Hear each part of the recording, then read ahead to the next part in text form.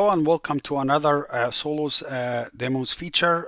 This demo is going to be for the menu breakpoints.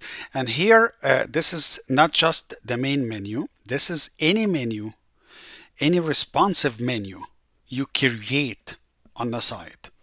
So that include the main navigation or any other menu you have on the site. So I have this one, the breakpoint, and I wanted to say that they're different than the global breakpoints. So the global breakpoints, they will work on the blocks inside the region.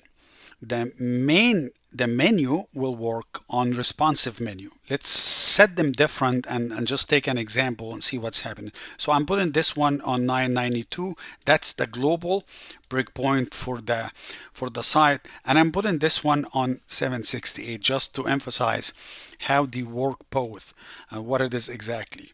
So if I go here and I click, this is the site. And the global breakpoint, they work here for this one. So if I want to inspect, so you can read the numbers when I'm shrinking the size. Watch this number here.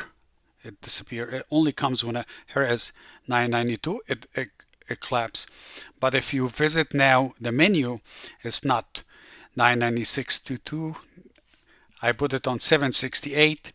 So now here is, this is the breakpoint for the responsive menu.